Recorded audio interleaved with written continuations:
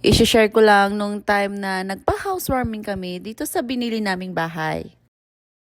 Very simple lang yung party. Wala pang masyadong gamit kasi minadali namin talaga magpa-housewarming. Wala pang gamit, nagpa-housewarming na kami kasi aalis na sila mama para mag-work papuntang Alaska kasi doon ang work nila. So, matagal na namin ulit silang makita after 3 to 4 months ulit. Kaya, nag-decide na kami magpa-housewarming na. Kahit wala pang gamit, at least madami namang pagkain pagpipilian. So, ayan nga yung handa namin, ang daming handa. And ito yung mga bisita namin. Very exclusive lang yung mga bisita namin. Mga friends and families lang talaga.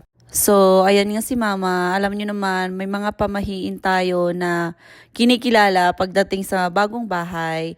At ayan nga si Mama ay naghagis ng mga barya. Ang paniniwala kasi namin, pag may bagong bahay, pag naghagis ng mga pera or barya, mas lalong darating yung pera at lalong siswertihin yung bahay. At ayan nga yung mga kids, tuwag-tuwa sila kasi madami silang perang nakuha. May mga, pati nga yung mga kaibigan ko matatanda sumama din para kumuha ng pera.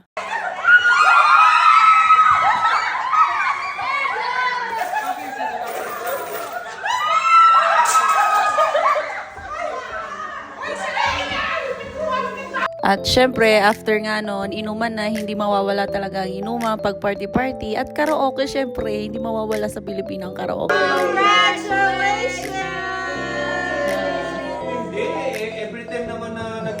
So, ayun nga, kinabukasan na nga, mga madaling araw na din kami natapos niya. So, kinabukasan na nga, dumating na din yung inihintay naming sofa na binili namin.